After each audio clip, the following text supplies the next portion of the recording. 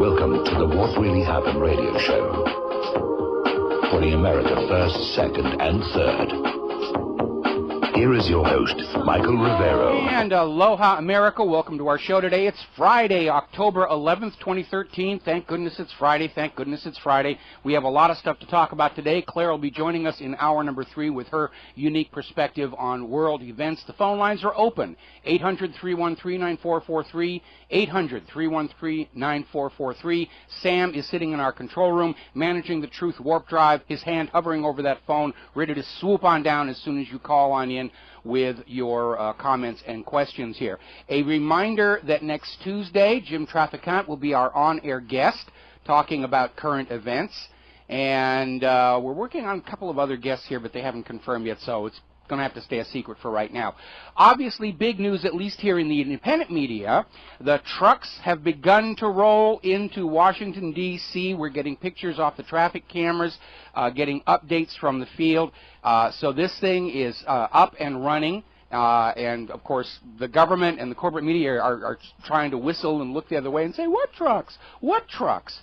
Last night, the official web page for the Ride for the Constitution went down. I have not found out what happened. I know there's some people out there in the independent media say, the government shut it down, and maybe they did, or maybe they didn't. We don't actually know just yet. It could be that their internet service provider has a bandwidth cap on that account that was exceeded, but as of this morning, the domain for the Ride for the Constitution's website now points at their Facebook page, and all the updates and everything are being presented over there. So you can follow that link now, and you will get the Facebook page, and there's all kinds of information coming out about what's going on. A lot of people still asking, will the government sabotage the truckers' Ride for the Constitution? Well, at the moment, they're certainly trying to pretend it's no big deal. Just like they're trying to pretend the World War II veterans was no big deal. The Vietnam veterans are marching into Washington, D.C. this weekend. That's no big deal.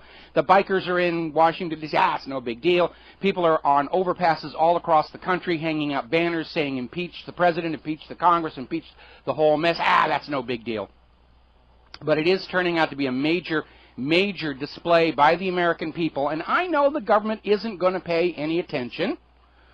But the importance of getting out there this weekend is for we, the people of the United States of America, to send a message to the rest of the world. We're not part of all this craziness that's going on inside Washington, D.C. and Wall Street. We don't support it. We don't agree with it. We're doing our best to stop it so that future history will not collectively demonize all Americans as villains for the acts of the government, just as today's culture tends to demonize all Germans for the crimes of the Nazis. And they ignore those Germans who tried to stop the situation, like the Order of the White Rose. So we're getting a lot of coverage, certainly a lot of coverage from the overseas independent media. 21st Century Wire's out there calling this America's first diesel and chrome flash mob, which I think is putting an interesting spin on it. And again, this is all covered by the First Amendment. The right not only to freedom of speech, but read that entire First Amendment. The right to peacefully assemble and petition the government for redress of grievances. And if the government doesn't want us assembling around Washington, D.C., they shouldn't be giving us grievances. Now, already we are getting stories that the Virginia police are pulling over the trucks and writing tickets for blocking traffic or impeding traffic. So they're out there trying to punish these people as hard as they can, any way that they can. And by the way, Washington, D.C. is not the only place these trucker strikes are taking place. Apparently over in Arizona, they have their own state Ride for the Constitution that is riding into Phoenix. So this is really nationwide. And remember, we were talking to Zeta on the phone yesterday. There are truckers that came all the way from Alaska to take part in this event. Hawaii may be the only state that doesn't actually have a truck in Washington, D.C. this weekend, which is a little hard because we're on an island and, you know, you drive a quarter mile, come up for air, drive a quarter mile, come up for air. It's a little impractical. Plus, of course, on October 12th, which is tomorrow, is the Global March Against Monsanto that is taking place everywhere to just continue to just declare to the world, we know these products are unsafe, They have not been adequately tested.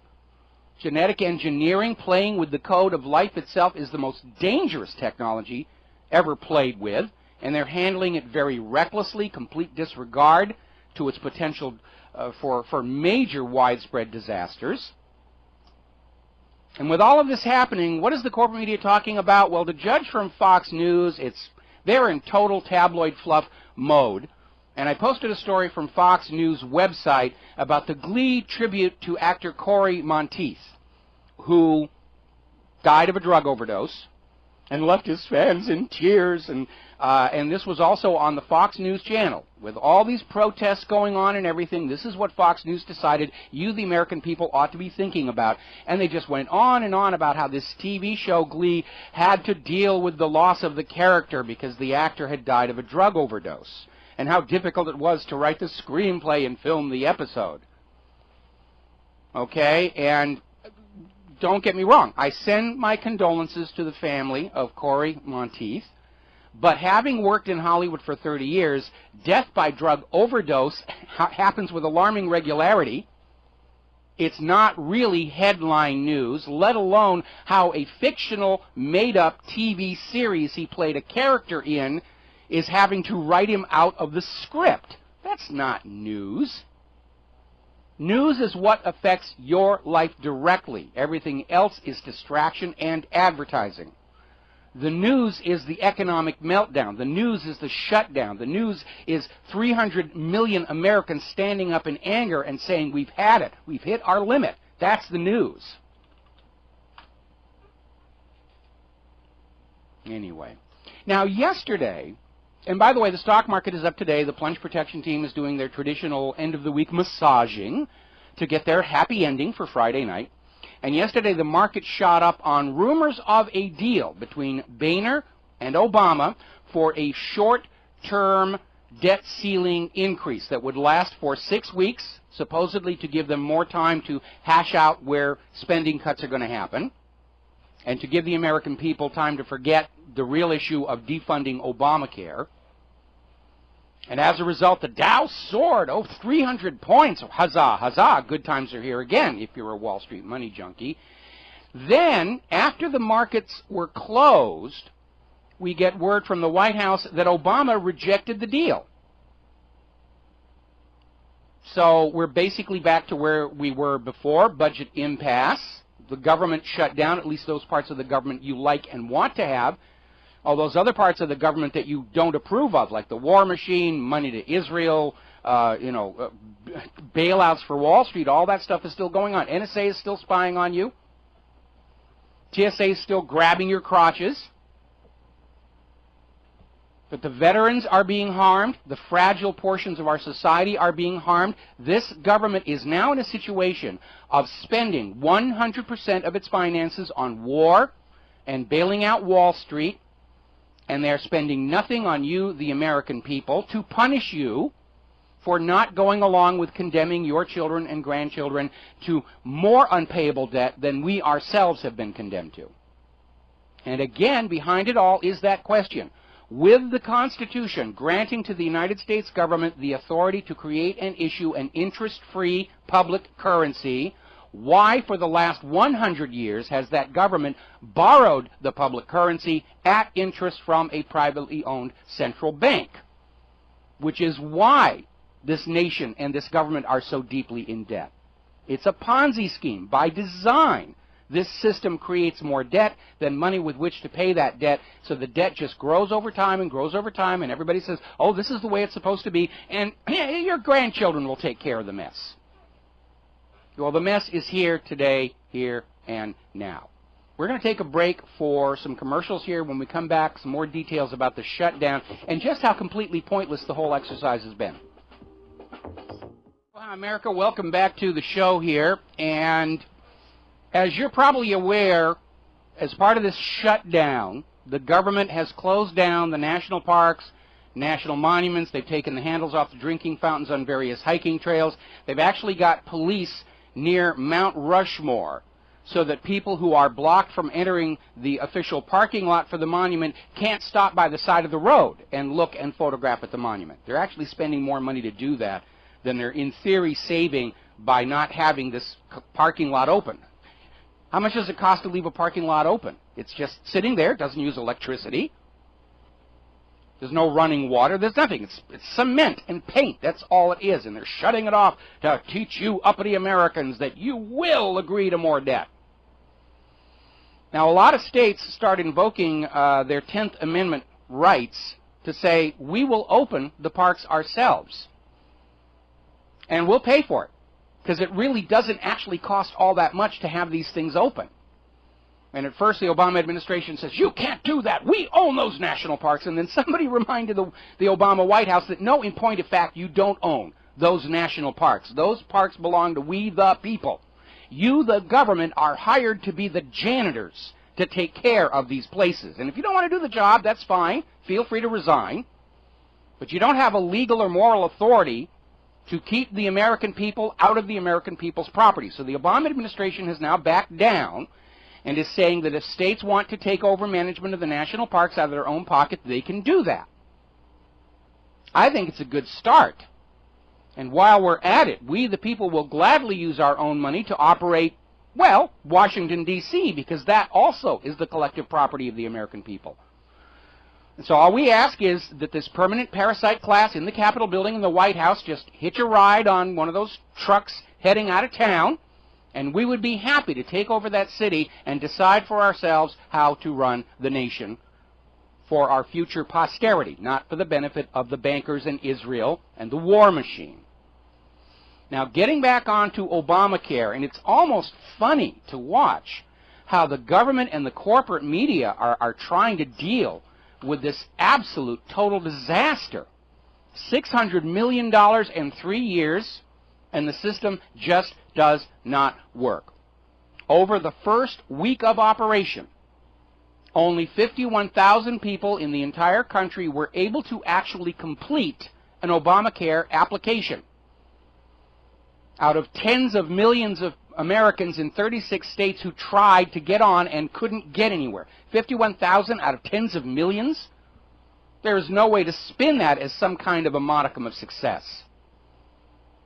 It's an absolute disaster. This story, of course, is being reported in the foreign press, not the American press. This was in the Daily Mail, who attempted to contact the White House for a comment on these abysmal numbers and basically got silence. Numbers so far. Here in Hawaii, nobody succeeded in signing up. The system absolutely was unable to connect that application process to the healthcare providers. Zip, zero, nada, nothing. Iowa succeeded 5 times. 1, 2, 3, 4, 5. Just 5 in the entire state of Iowa. Maryland did better. They got 326.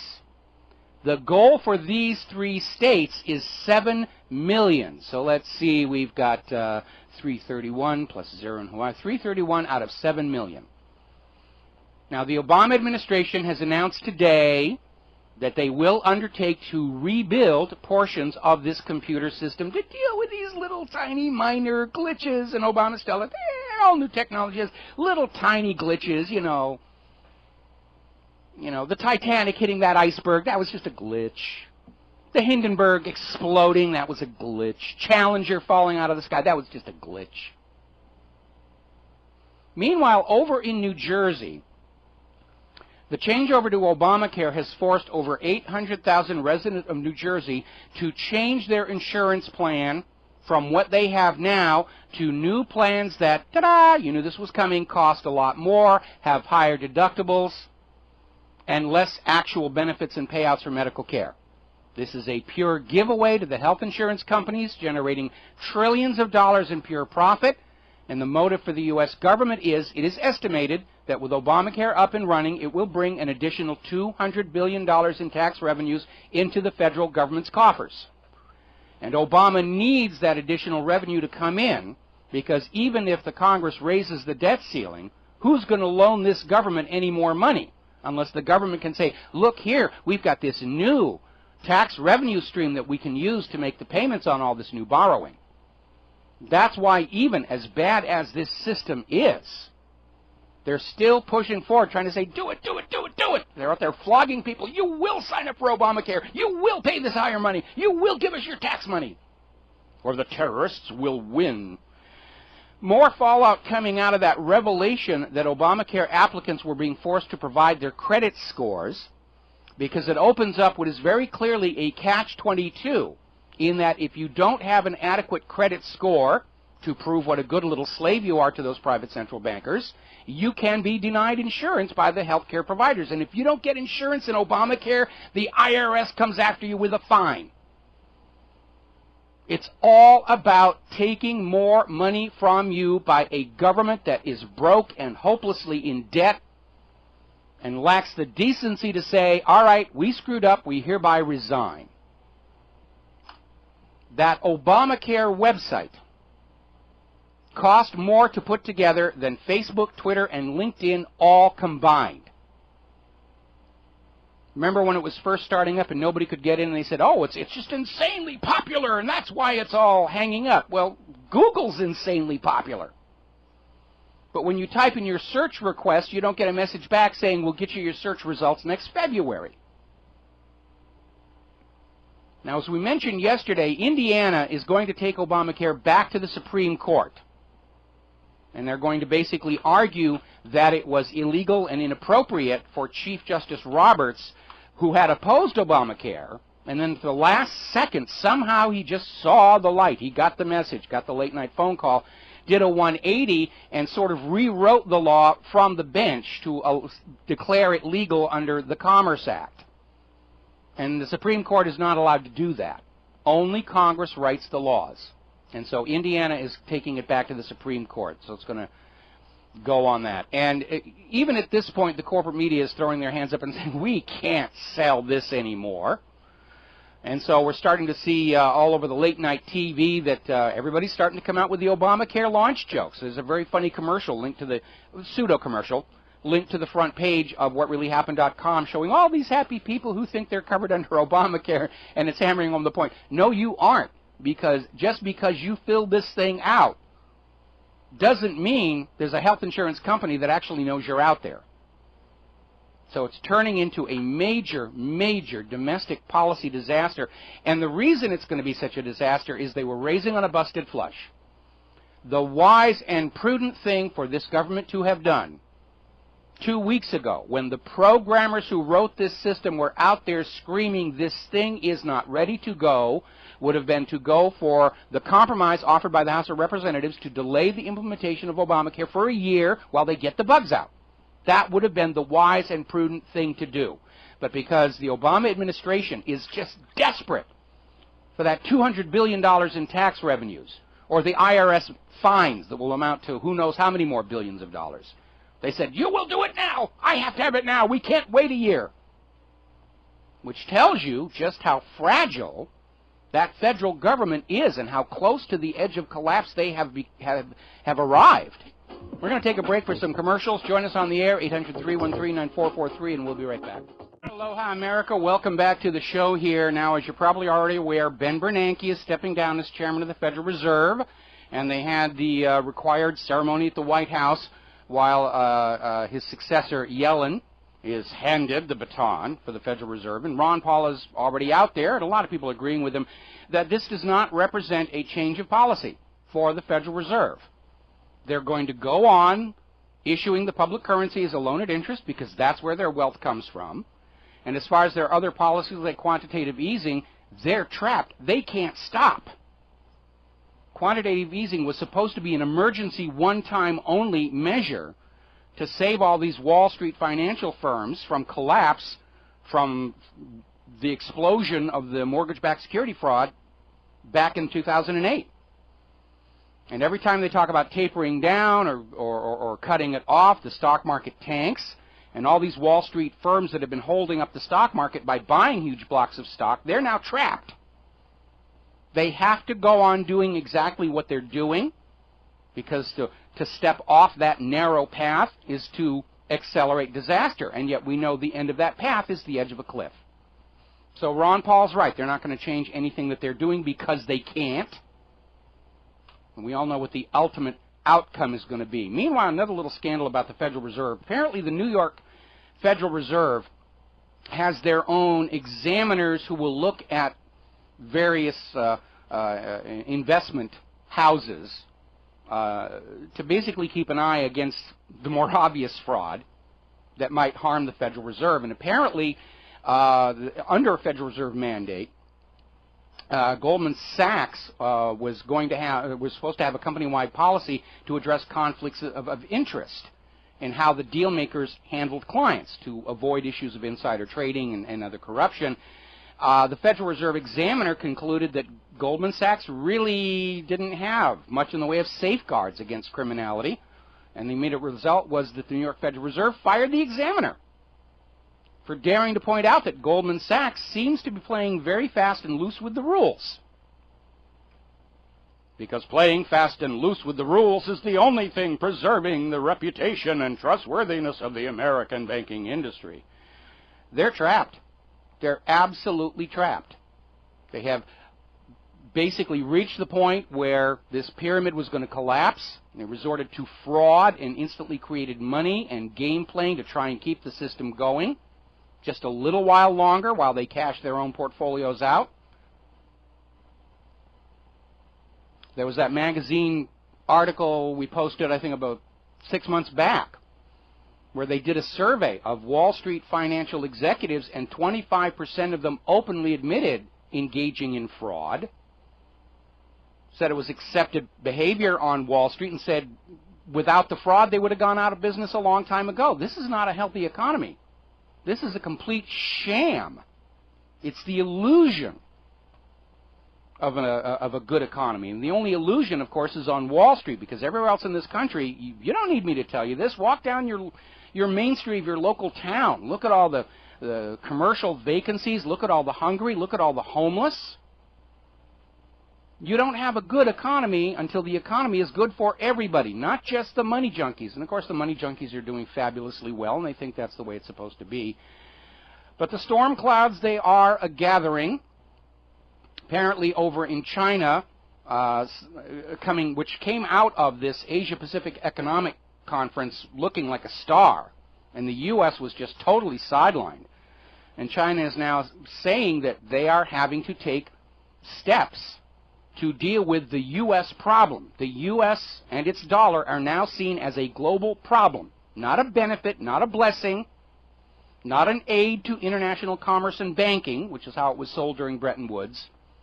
The rest of the world sees our economy and the way it's being managed and our private central bank as a problem. That's the word they're using. One of their senior Chinese bankers was saying. So apparently, a couple of nations in Asia are already putting together what they're calling a safety net of approximately $6 trillion, which China certainly has because they're a manufacturing titan. They sell products and money comes in, and they have it to play with, as opposed to the United States, which games the system, has surrendered its manufacturing and destroyed its agricultural exports, and they don't.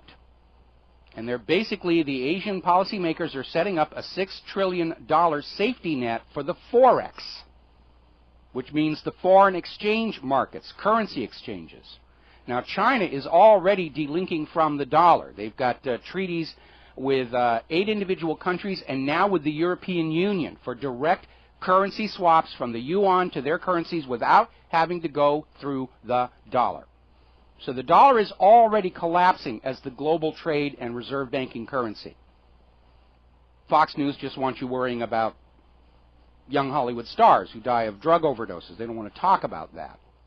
But the rest of the world sees what's coming, and they're making preparations. So I was looking the other night on TV where everybody was saying, well, the dollar can't collapse as the global currency. It'll bring the entire world down, you know. And no, because the rest of the world is already heading for the lifeboats. They're already delinking. They're dumping treasuries. Federal Reserve is buying up the treasuries with instantly created money. It's just not going to last much longer. Meanwhile, speaking of Europe, because they are also enslaved to a private central bank issuing their public currencies alone at interest, they're all drowning in debt, and the banks are faltering. And now the IMF has suggested that the Eurozone impose a 10% super tax on all savings accounts.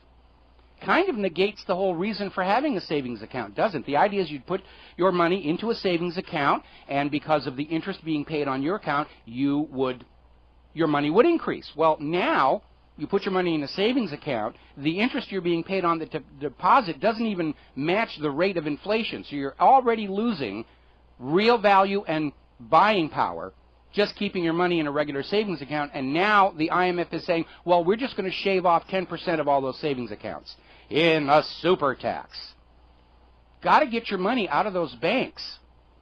Get it at home under your control. Put some of it into physical silver and gold, junk silver especially for bartering purposes.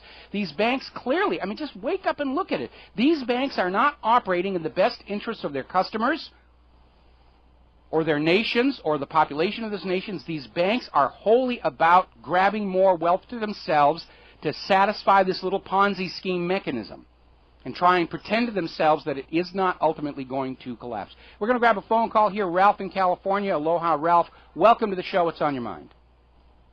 Hi, Michael. Again, pleasure talking to you. I enjoy your show. Very informative.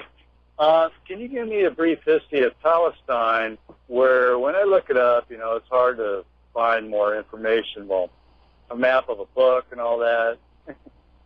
The history, is it considered a nation state? Was it ever, and when did it not become a nation state? Well, Palestine has been on maps going back literally thousands of years. I have a web page at my site that I will repost during this coming commercial break for everybody to look at it. Palestine has always been there, and it has been treated as a nation state. It is only with the advent of Israel coming in and saying, oh, there really was no such thing as Palestine, that's why it's okay for us to go in and take their land. But the historical reality is that Palestine is, it's referred to in the Bible, it's shown on maps going back to ancient times, it's always been there. And, you know, the propaganda is trying to erase that memory from the public so that Israel can say, well, it was just empty land when we showed up, and Palestinians is a made-up name by the anti-Semites, which is actually a pretty good description of how they're approaching the problem. But right, didn't McCain say something like they're not real people or something like that? Or yeah, he declared them Untermenschen, and of course McCain says whatever Israel tells him to say, because even going back to his father, they have served Israel's interests. You need to remember that John McCain's father, Admiral McCain, was the mastermind of the cover-up of Israel's attack on the USS Liberty. And so they've been part and parcel of Israel's agenda. You know, it's a family tradition. We always support Israel, no matter what it does, because it's just our family tradition, and so forth and so on. Well, thank you. I appreciate that. Just, yeah, when you post that on there, I'd be appreciative so I can get a history. Yeah, I will. I'll put that up next commercial break. And anyway, thanks a lot for the phone call. Now, getting over to the situation with Iran, because Netanyahu is out there screaming that Iran is making plutonium in their heavy water reactor, which, by the way, that reactor has been operating since 2002. It is under IAEA inspection. They have never found any plutonium there, you know, being weaponized and refined. It's just Netanyahu who's desperate to get this war going. Is he desperate enough to nuke an American city and claim Iran did it? He might be, because he's starting to froth at the mouth. We'll be right back. Aloha, America. Welcome back to the show. And for Ralph in California, I did post that article, Israel and Palestine, the maps tell the story. You can go down to the bottom of that page, and there's all these scans of historical maps, all these pre-Israel references to Palestine, movies made back then, silent films made of Palestine. So it has been there all along. It is part of Israel's propaganda, along with always claiming to be the world's most perpetual victim, that Palestine never really existed. I think one of the slogans during the creation of Israel was this, a land without a people for a people without a land. But obviously with all the killing and slaughter going on when Israel was carved out of Palestine, there obviously were people there. All right, we're going to go back to the phones. Fred, Michigan. Aloha, Fred. Welcome to the show. What's on your mind? Several things. The debt. I keep reminding myself that debt cannot be valid. On its very face, it's denominated in a foreign fiat debt currency, for starters, which violates the Well, wait a minute. Wait a minute. What do you mean denominated in a foreign currency? The U.S. debt is always expressed in terms of U.S. dollars. So you're saying that the Federal Reserve promissory note is in reality a valid U.S. dollar? No, I'm not. Are you talking about the Treasury bonds? Those aren't issued by the Federal Reserve. Those come from the U.S. Treasury.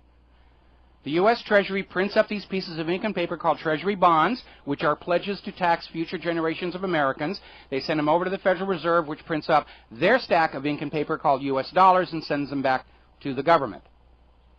Okay, so what you just described as Treasury bonds, are those considered government bonds?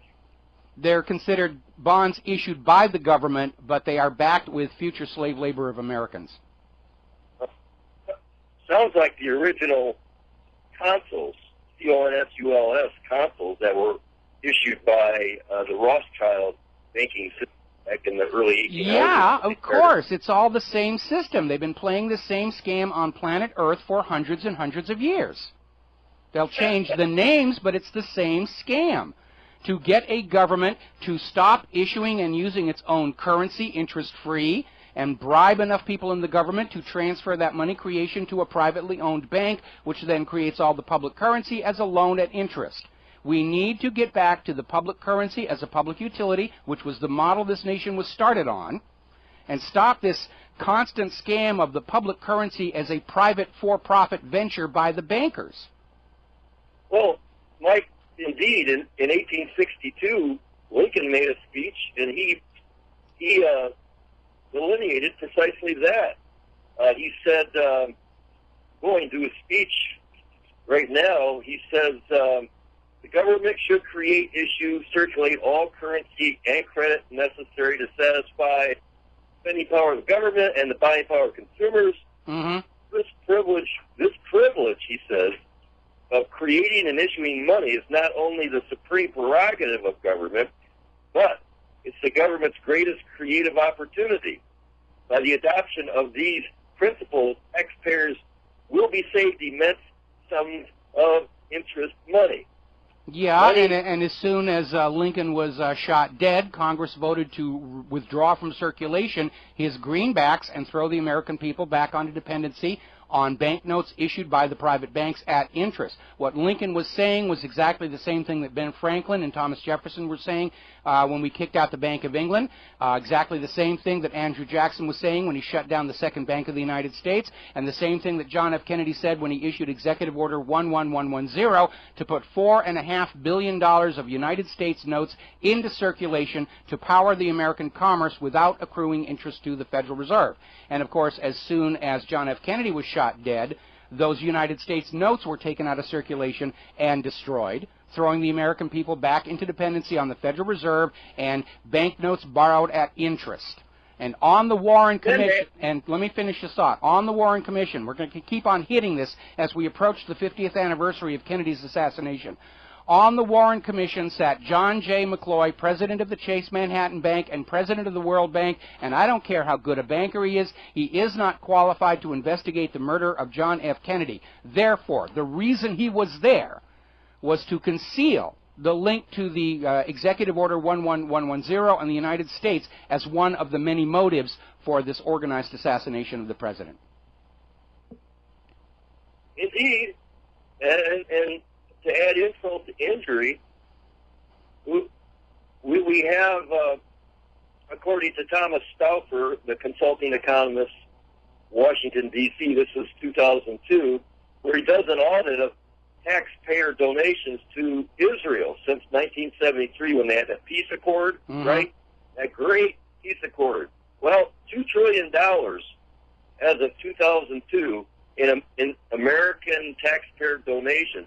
I ask you, Mike, are you far better off now than you were in 1973 with $2 trillion in donations? Not to mention the brilliant Tom Zuckheim, Pentagon Comptroller CFO, who embezzled $3 trillion from the Pentagon. And where is Tom Zuckheim when you need him the most? Like, you know, and I don't. Whoever got that $3 trillion from the Pentagon, how very lucky they were that on 9/11, the airplane that hit the Pentagon just happened to hit the offices of the accountants trying to find where that money went. How amazingly lucky that was. And, of course, it was also amazingly lucky for the Secretary of Defense, Donald Rumsfeld, who the day before had to go public and say, yes, the Pentagon lost $3 trillion of tax money. We don't know where it went. Should have been the financial military scandal of the decade, but of course 24 hours later, 9/11, and everybody in the corporate media forgot all about missing $3 trillion from the Pentagon, and hardly anybody in the corporate media mentioned the fact that the airplane that hit the Pentagon hit the offices of the auditors trying to find where that money had gone. And Mike, wasn't there a woman who survived that event at the Pentagon, and she had a child with her? She came walking out of that mess. Did you hear anything about that? A woman no, who I survived, mean, there were lots of survivors. I mean, the further away you were from the impact point, the greater your chances of surviving. Well, she actually worked there in the Pentagon, and when she came out, she was greeted by, I guess, FBI agents or somebody, some spooks, and she was starting to talk about what you were just talking about. Apparently, she worked in that area, and they started threatening her. She had to shut up.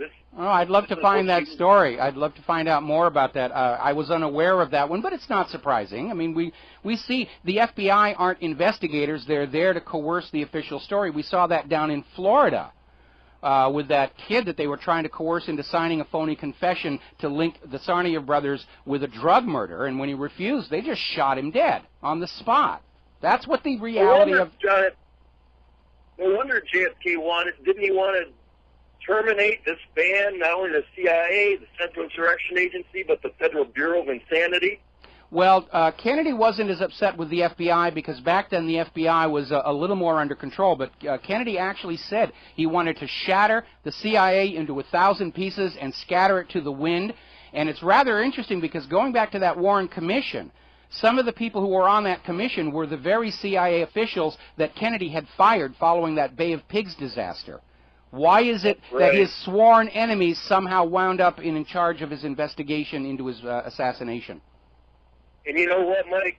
Mark Lane, who authored The Last Word, he was on with George Norrie or George Knapp a couple years ago when he brought that book out, The Last Word, and I asked him, I was able to call in and ask, I said, what do we need to do? What do we have to do in order to take our government back? He said, we got to do what JFK planned to do. We got to dismantle and scatter to the wind the national disinformation security apparatus. Well, certainly we have to do that to the NSA now because they have become a power unto themselves. And just like the FBI blackmailed, in fact, President Kennedy, the NSA is in a position to blackmail our entire elected government to do what the NSA thinks they want to have done. We got to take a break for Phyllis Shapley and commercials, and we will be right back.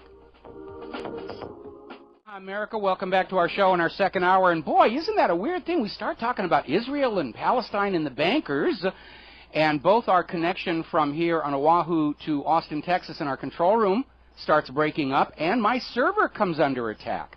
What an amazing coincidence there. So I'm busy dropping certain offending IPs into the firewall. And the server is up and running. You can still reach the website and look at all those maps and videos and everything that somebody somewhere does not want you looking at here. We're going to take a phone call. Michael in North Carolina. Aloha, Michael. Welcome to the show. What's on your mind? Hey, aloha, Mike. You were just speaking about the Kennedy assassination, and I just got done reading, read it in one night, Jesse Ventura's book, and it's a nice little book. And it's kind of a wide swath, but I want to offer to you like a narrow viewpoint. I'm an expert marksman. Mm-hmm. I have sniped. I have small arms certification. I have long rifle certification. I know about guns and I know about ballistics. And there's one thing that you always say: if you find one thing that's wrong, you have to question the rest. From the ballistic standpoint and from a marksmanship standpoint, that guy did not make those shots. I have no equivocation about it. Lee Harvey Oswald did not kill the president. Well, I mean, first of all, that Mannlicher Carcano rifle, the scope was defective. It couldn't even be aimed. But the reason that rifle was planted on him as the assassination weapon is the original plan was to frame Cuba for assassinating the U.S. president in order to bring about a second Cuban invasion. And at that particular time, because of the first attempted invasion and at the Bay of Pigs, Castro was importing Mannlicher Carcanos from Italy because they were inexpensive, and he was giving them to all of the people of Cuba, quite a contrast to the U.S. government that's trying to take all your guns away. And so that was the reason they picked that particular weapon rather than a credible weapon like a Mauser of the same vintage. But Lyndon Johnson knew that the resolution of the Cuban Missile Crisis included a threat by the Soviet Union that were there another invasion of Cuba, Russia would launch a nuclear war at that point with no warning. And so Lyndon Johnson basically had to scramble to transform, he was in Cuba, he was working for Cuba, into crazed lone nut assassin. He bought off the military-industrial complex by letting them go play around in Vietnam. And basically tried to buy off everybody to just say, okay, look, we'll make it good for you, but we can't invade Cuba any longer. And I think it was having to do that is the reason why he declined to run for a second term in office. Yeah, Mike, it's funny that you mentioned the scope, because that's always been an interest of mine. I've been pursuing this for 22 years. I mean, if you look at the Warren Commission report, which I own and I often reread, that it's in there. It says that the scope was not cited correctly. If the scope is not cited correctly, he can't make those shots. Lee Harvey Oswald, I requested through Freedom of Information, I requested his marksmanship records from the Marine Corps. He's a marksman. That is a guy that you don't want next to you on the battlefield. He can't hit anything. Yes. You want experts by you on the battlefield. So again, I'm just stressing that I know that is false. So if I know that is false, everyone should investigate other portions of that particular assassination. Okay, hang on, Michael, I'm sorry to cut you off, but all of a sudden we're getting a couple of different audio feeds coming in from you. And I'm not entirely sure what's going on. Would you do me a big favor and hang up and call into the show again so we can get a clear signal, because you're making some very important points, which, again, we're coming up on the 50th anniversary of the assassination of John F. Kennedy. And at this point, of course, pretty much the overwhelming majority of Americans know the Warren Commission was a cover-up, the Warren Report a fabrication from beginning to end. And we're looking for the real motives and real agendas. And just like in a war, there's never just one reason for an assassination. What you do is you go around and you find a bunch of people who all want the same objective, but for different reasons. CIA wanted revenge. Israel wanted nuclear weapons. Federal Reserve wanted to go back to enslaving Americans to the Federal Reserve notes. The organized crime was very angry at what they perceived as Kennedy's betrayal of sicking Robert Kennedy onto organized crime.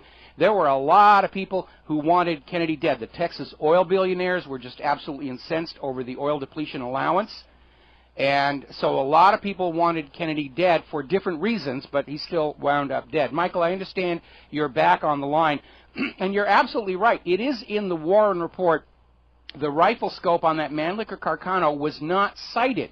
There was no way to aim the shots using that rifle. And something else that was in the Warren Report as well. When they first got that gun, it was dusted for fingerprints, and they found absolutely none.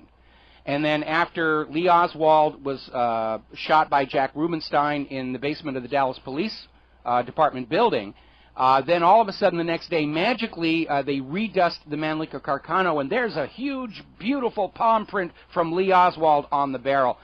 We all know the problems with the magic bullets theory.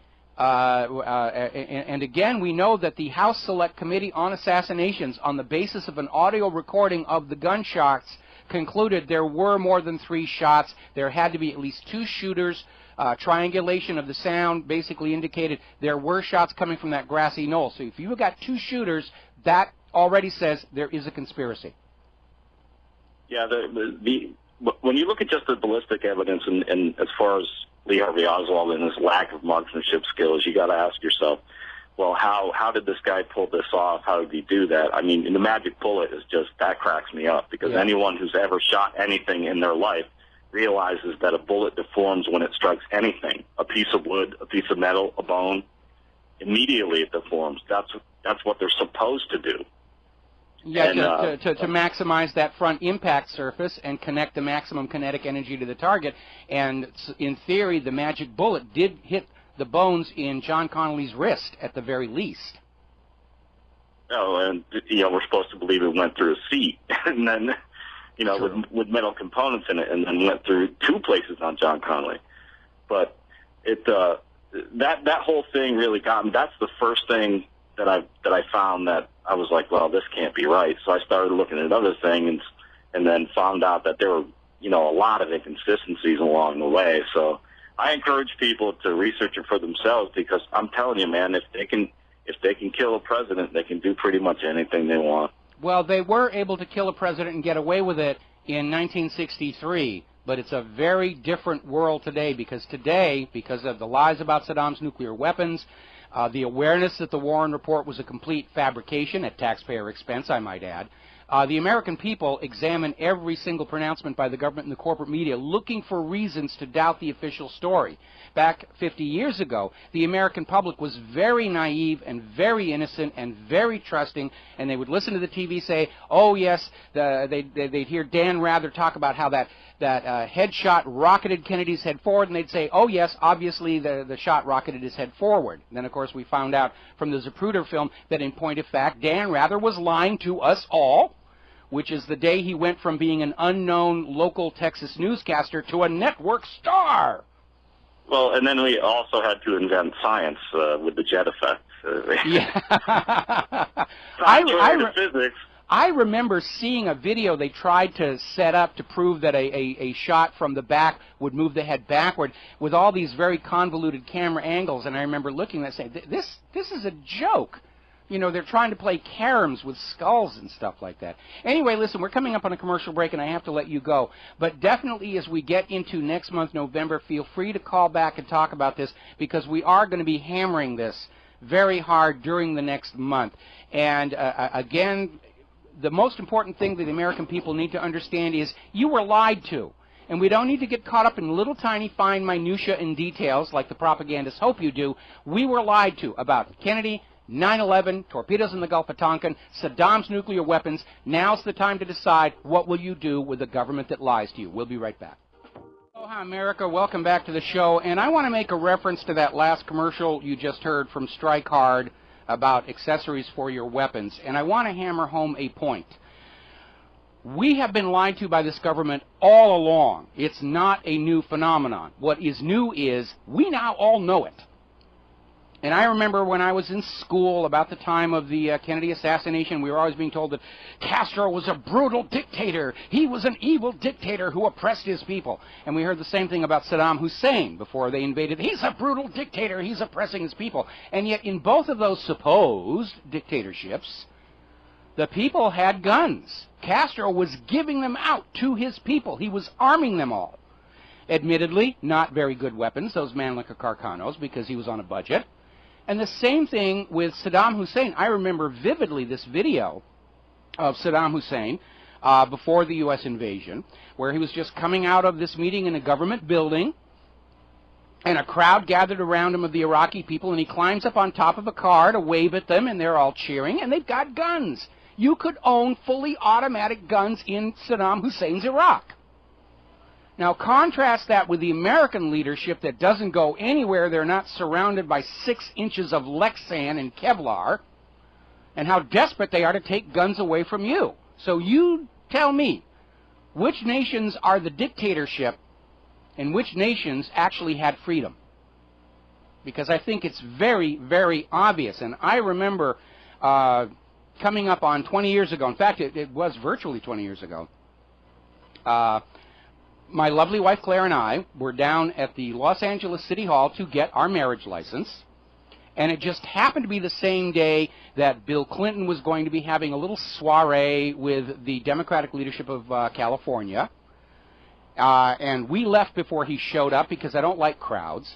and the place was just crawling with Secret Service and mounted police officer, and we walked past the platform where this get-together was going to happen, and it was just surrounded by these screens of Lexan on poles where nobody could actually see anybody without looking through all this Lexan. The only platform that had a clear view was where the media cameras were, and the media cameras were not showing all of these Lexan screens. And I remember looking at that, and my first impression was, these are politicians who are absolutely terrified of their own population.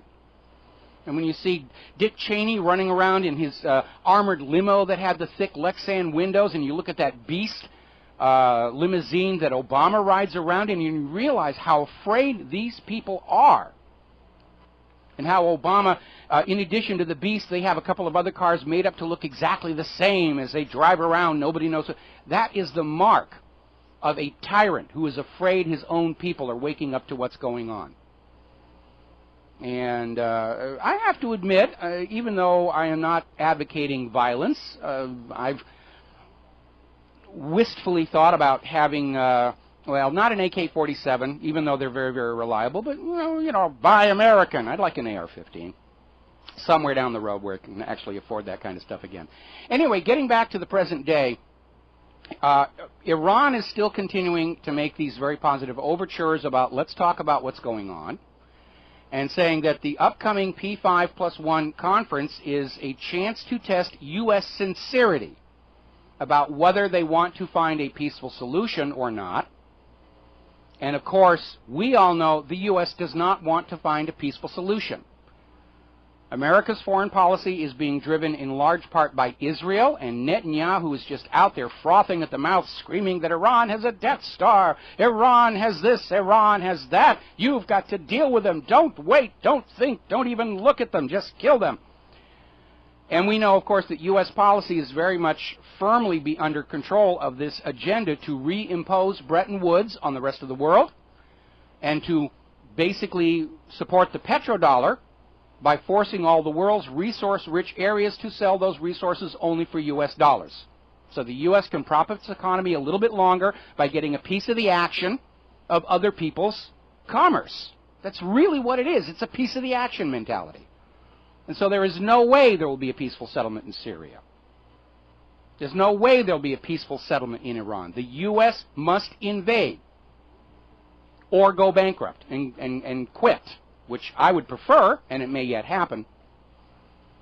But Iran has been playing by the rules. They signed the Non-Proliferation Treaty. They're playing by the rules of the Non-Proliferation Treaty, even as the United States does not. And Israel, which still refuses to this day to sign the Non-Proliferation Treaty, is out there peddling nuclear weapons to other countries.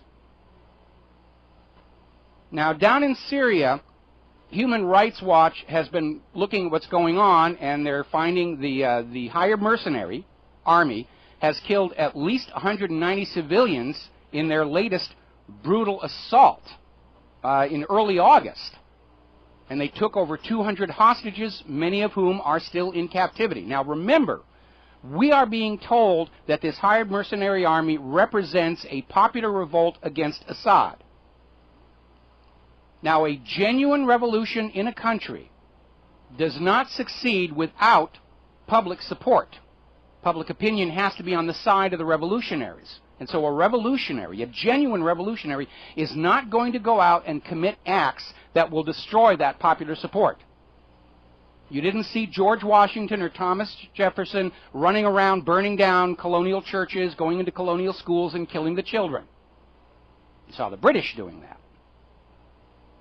And so when this opposition group is committing these kinds of crimes, it is proclaiming to the world, these are not real Syrians against Assad. It is a hired mercenary army attempting a covert overthrow and so far failing miserably. Apparently the rebels are parading their child hostages on YouTube. Support us against Assad or we'll kill your children. That's not a real revolution.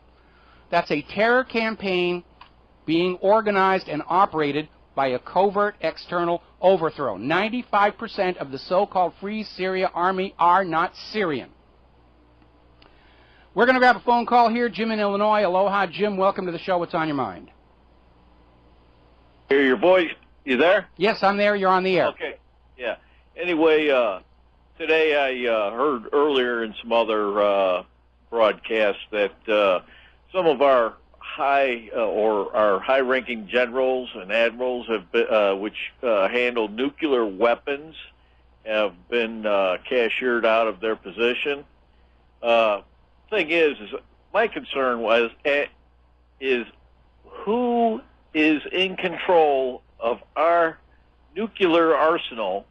And when I say "our," those, just like the parks and everything, those weapons are the people's, you know, and I'm just well, I'm terrified. willing to concede that those things should be kept under lock and key. Now, to the best of my knowledge, and I may be wrong on this, I'm aware of only one high-ranking person who's been removed from office, and that is the second-in-command at the Strategic Air Command, which has command authority over America's nuclear arsenal.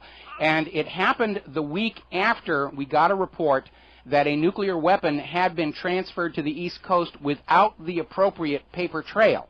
Now, this guy got fired supposedly over a gambling scandal, and it just doesn't pass the smell test.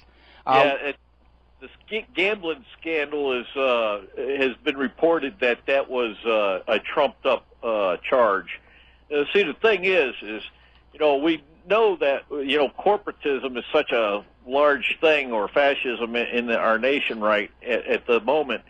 Well, who's to say that, you know, some cabal of corporate individuals wouldn't get one of these weapons, man? It scares the crap out of them. Well, I don't think the corporations are, but certainly Israel is well motivated to stage a nuclear false flag to get the war against Iran going. Our government is desperate enough to try a new 9/11 involving a nuclear weapon. We cannot rule that out. Got to take a break for commercials. We'll be right back.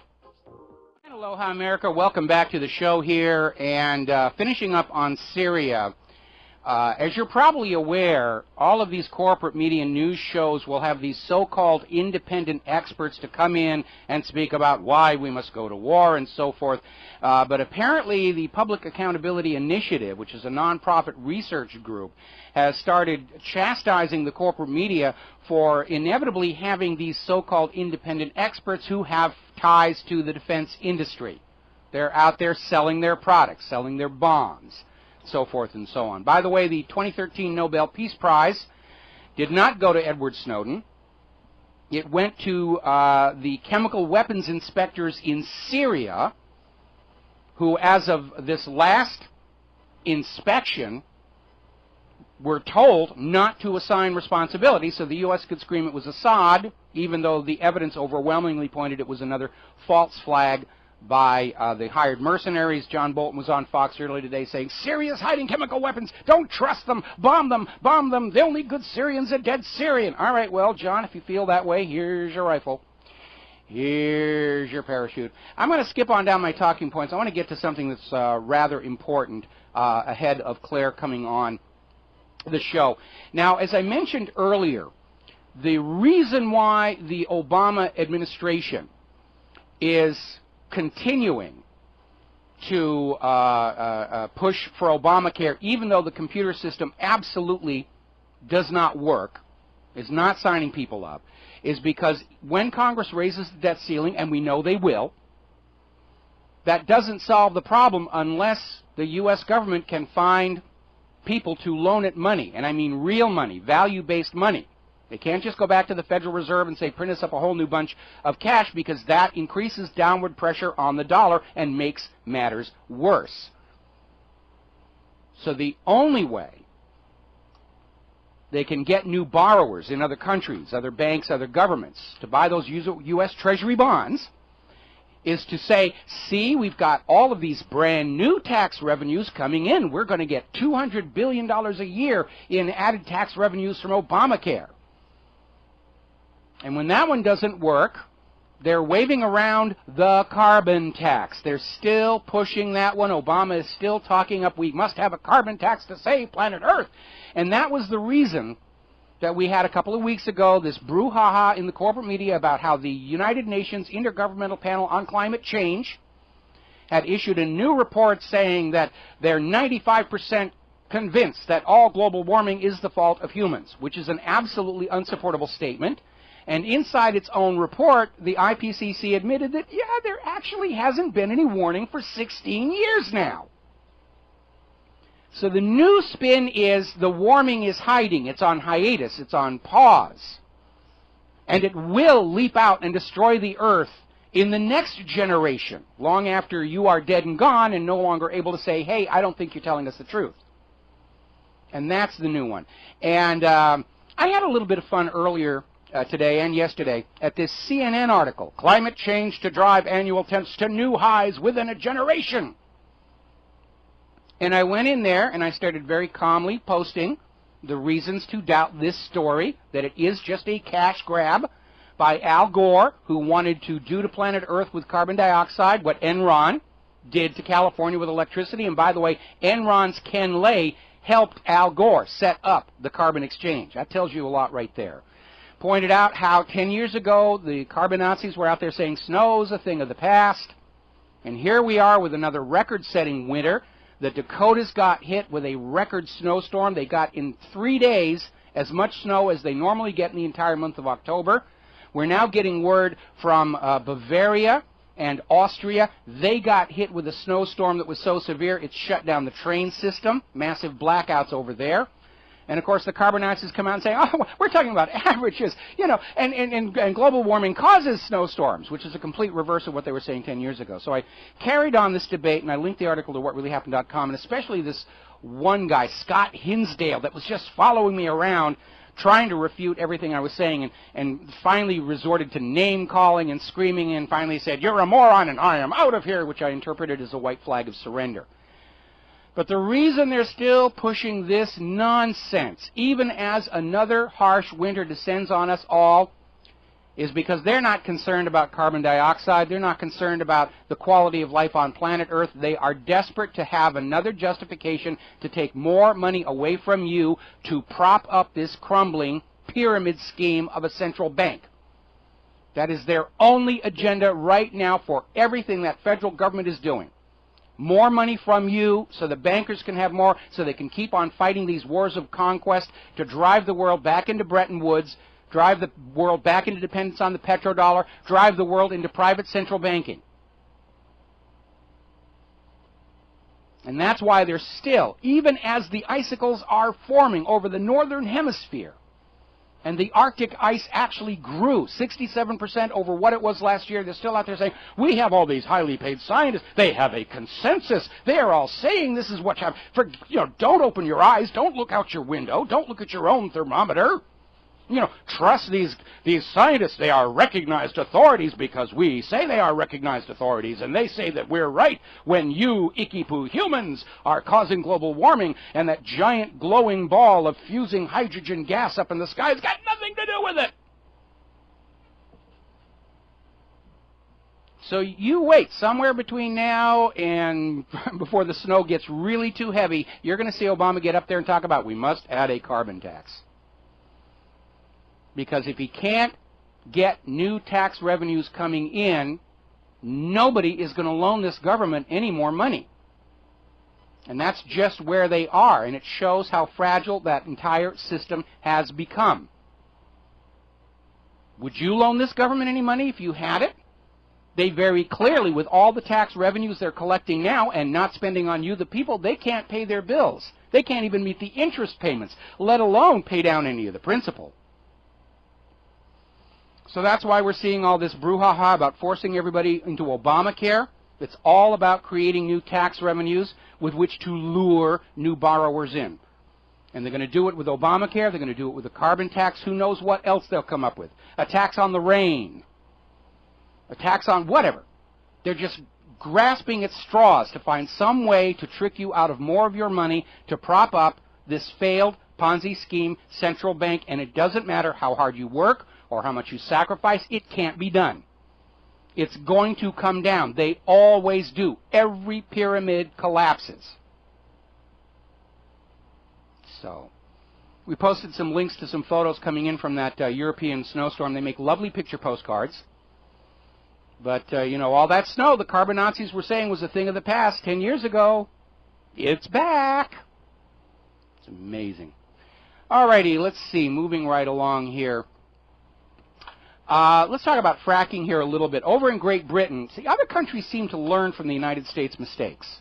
United States went full bore into GMO. It's wonderful. It's great. You will love it. And other countries looked at what's happening with GMO and saying, we're not going to do what the U.S. did. We're seeing the same thing with fracking, because apparently the European Union is now slowing down on this rush to fracking because of the problem of uncontrolled methane emissions. Same thing we've been seeing here in the United States of America. Those wells are not sealed. Methane is seeping up. It's getting into the drinking water supply. People are opening up their taps and they can set fire to what's coming out of there. Methane is bubbling into rivers and lakes, and it depletes the water of oxygen, and you have these huge fish die-offs all over the place. Plus, the methane can accumulate in basements, leading to explosions. Plus, all these toxic chemicals that are being poured down these wells, primarily to get rid of the toxic chemicals, and it's coming back up in the well water. France has outright prohibited fracking in their country, citing its damage to the environment. We're going to take a phone call here. Curtis in Florida. Aloha, Curtis. Welcome to the show. What's on your mind? Aloha, Michael. Michael, your divining rod to tell conspiracy nonsense from conspiracy fact and truth is amazingly accurate, in my opinion. But I'm not everywhere. I don't know things, but you seem to separate out so well the flying saucers and the mystic nonsense from the actual, real, rotten being of what government is doing wrong so often. You're amazing. I love your program. No sarcasm, complete sincerity. You must have an incredible deciphering of knowing the garbage from the truth. And that was one thing I wanted to say. The other thing I wanted to say was some callers said that Earth is always changing. It's unstable. I say that the Earth is incredibly stable, considering the 4 billion years I think it's been in existence. In my opinion, okay, Curtis, stable. Curtis, we got to take a break for commercials. Do not hang up, because I want to come back to this when we come back from these words from our sponsors. We'll be right back. Aloha, America. Welcome back to the show. We're talking with Curtis in Florida about whether or not nature and Earth is stable, and this balance of nature is a romantic notion, but it is simply unsupported by the facts that are out there. We know now that Earth's orbit is actually slightly unstable, and over 100,000-year cycles oscillates between circular and more elliptical. And during the more elliptical, we get the ice ages, and during the more circular, we get the interglacial periods. Earth is a dynamic system. It is constantly changing, and there's one illustration of how dramatic that can be.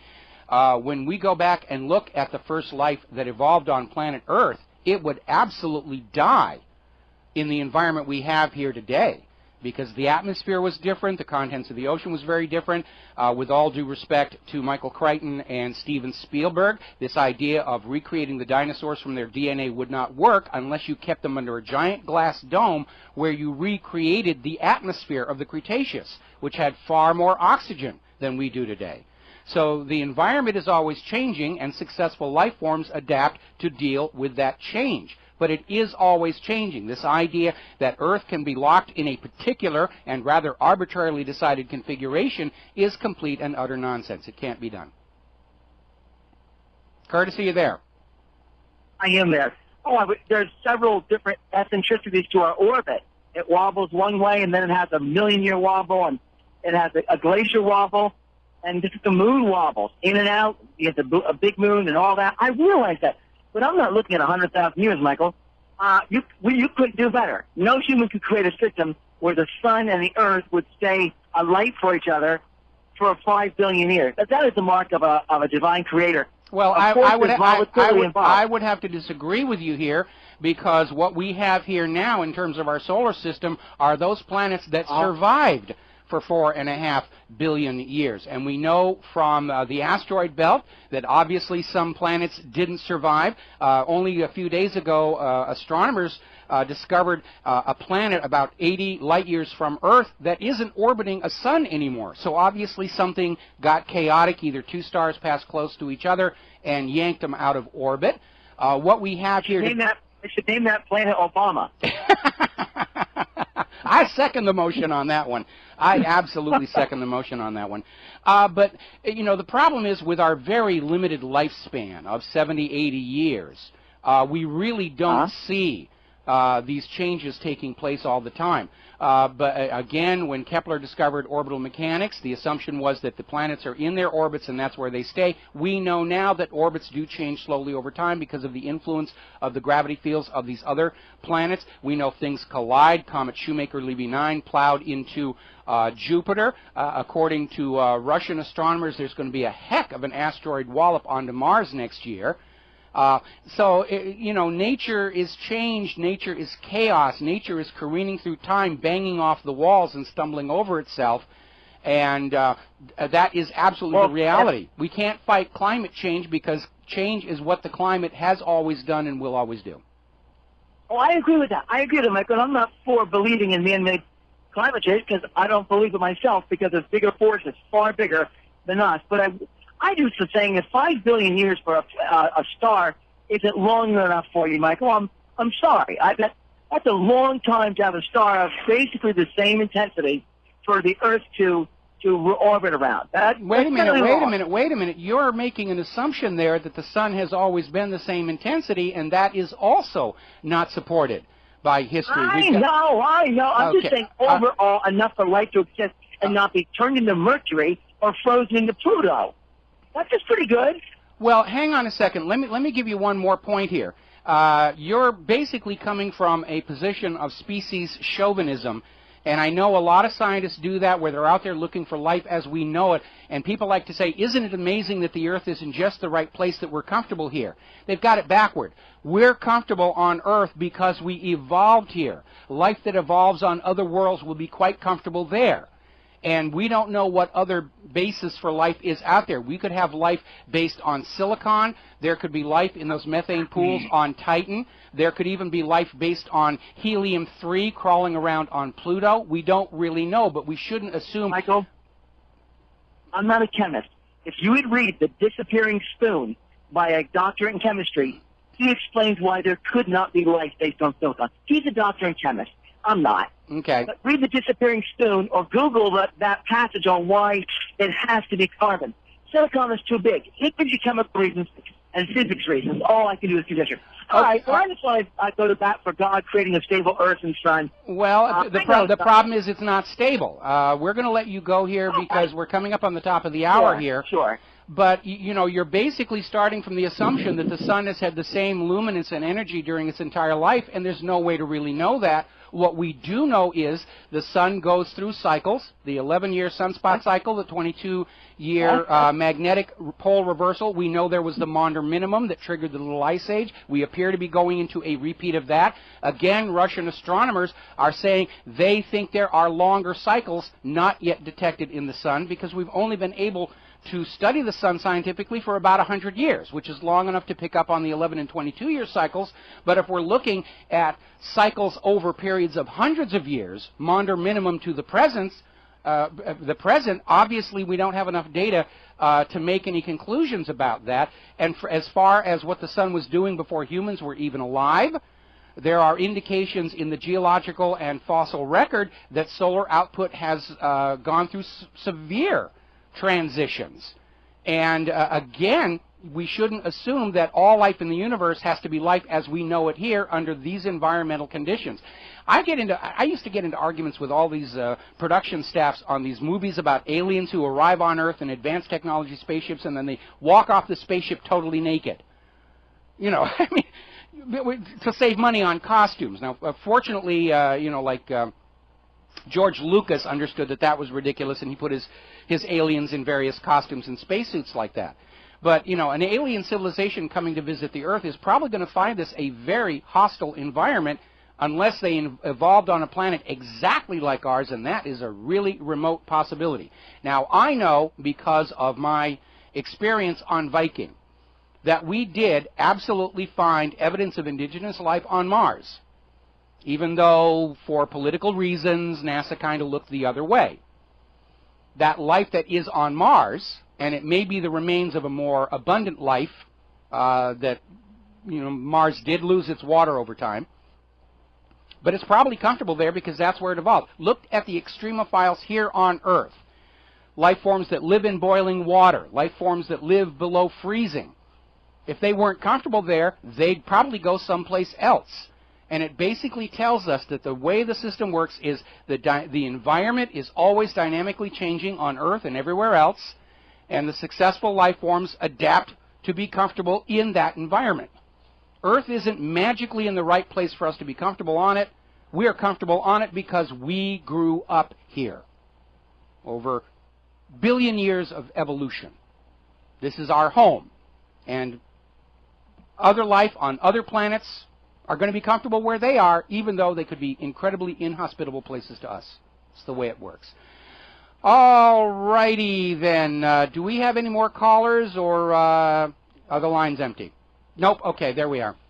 Getting back to this fracking situation, and apparently the Dakotas are just getting it between the snowstorm and everything like that. Apparently in North Dakota there has been a fracking fluid spill of 865,000 gallons, which, due to the government shutdown, has not been reported to the public, but it basically makes it one of the biggest onshore oil spills in recent U.S. history.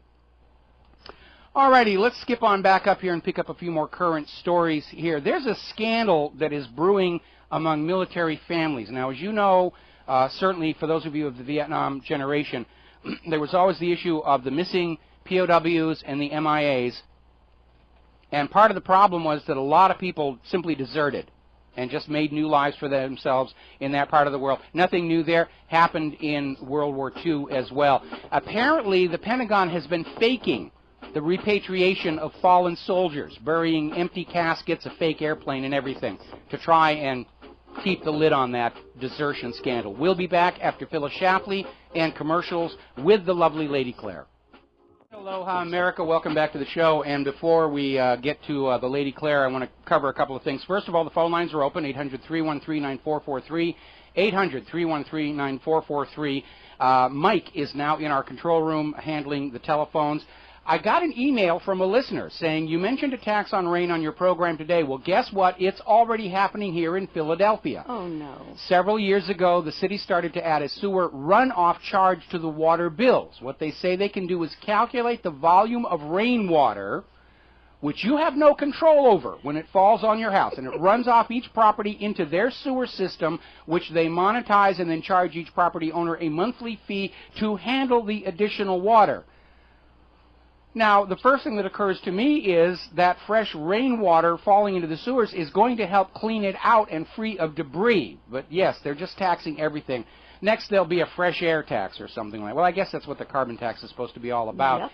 Yep. Fox News is now reporting that Boehner and Obama promised they'll go on talking. So that deal that they were hinting about yesterday for a 6-week temporary raising of the debt ceiling turned out to, in fact, be dead on arrival, but it sure got that Dow market up yesterday. And I know that this final admission that there is no deal was not made public until just after the stock market closed. So they got their Friday happy ending to keep all those money junkies happy. All right, for those of you watching on BAM User TV, this gorgeous creature sitting behind me is the lovely Lady Claire, and she joins us every Friday in the third hour with her unique perspective on what's going on. What's first on your list? Well, dear, I believe that Israel's Prime Minister, Bibi Netanyahu, has done it again. He's put his foot in his mouth down so far that he may have perfected the self-performed tonsillectomy. I don't know. But he is warning the UK, which is beginning to rethink its ties with Iran. Oh, you can't do that because not unless Iran completely dismantles its nuclear weapons program and stops calling for the annihilation of the State of Israel. Okay, well, I want to insert a comment here. Yeah. Netanyahu is not calling for the dismantling of Iran's nuclear weapons program. They're calling for the dismantling of Iran, the whole thing, the power stations, the medical isotopes, which are commercial competition for Israel's exports. They want it all done. You can't call for the dismantling of Iran's nuclear weapons program because nobody can find. It's not there. It's not there. It's not there. What Netanyahu wants is for Iran to basically shut it all down, and Iran's not going to do that. They've invested a huge amount of money in that power station. They know the oil is not going to last forever, and I think it was very far-sighted of them to join the NNPT to use nuclear energy in a peaceful way. And, you know, back when Iran signed the Non-Proliferation Treaty, of course, it was still under the control of the U.S. puppet Shah, and it was in the American media, what a wonderful thing, Iran is joining the nuclear modern world. And then, of course, when the Iranian people got sick and tired of being abused by this U.S. puppet regime, and they kicked the Shah out in 1979, and all of a sudden, oh, we can't let the other guys have nuclear power. And that's what Netanyahu is doing. And what's really interesting is that Netanyahu appears to be in a state of panic. Following his very disappointing performance at the United Nations, he's just running around screaming at everybody. All of Israel's parasitic sycophants here in the United States, like John Bolton, they're all over the media saying, oh, we've got to do this, we've got to do Iran. Don't listen to them, don't look at them, just the only good Iranian's a dead Iranian. And they're trying to get this war agenda going again, and that is why I'm very concerned as we hear stories about nuclear weapons traveling across the United States without the appropriate paper trail. Are they desperate enough to try a new 9/11? We know that only a few years ago Donald Rumsfeld was recorded saying that we needed a new 9/11 to remind Americans of the dire threat from all those nations that we wanted to invade and steal their oil. And also the statement that he makes about Iran's government wants the annihilation of the State of Israel, that's a lie. He knows it's a lie. It's a complete mistranslation of what Ahmadinejad said. And yeah, Ahmadinejad, as president of Iran,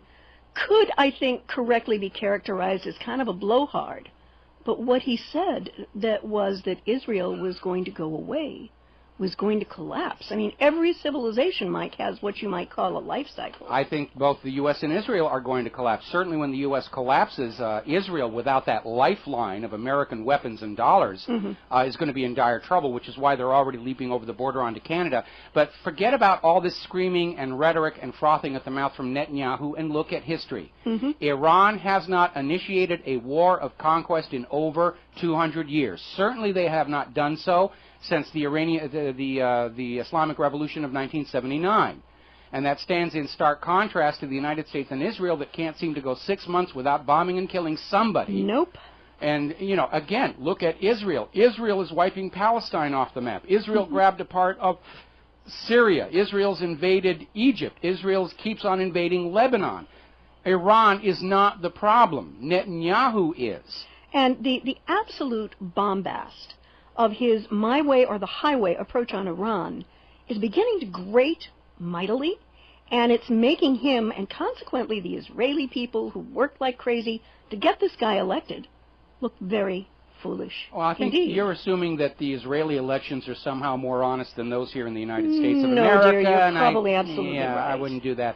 But it is interesting because Netanyahu has reached the point where the world is tuning him out because they know Israel's lied so many other times. They've been screaming about Iran is months away from a nuclear bomb going back to 1985, and we've been watching Netanyahu scream, wolf, wolf, wolf, wolf, wolf, nuclear duck, nuclear duck, nuclear duck, and people aren't listening to him anymore, and he doesn't know how to deal with that. No. He absolutely, and that's why he's out there with the hysterical, and he's like I said, he's frothing at the mouth right now, and people are just tuning him out. And because if Iran was xenophobic toward Jews in general, why would they not be murdering the Jews in Iran, one of the longest practicing Jewish communities on this planet?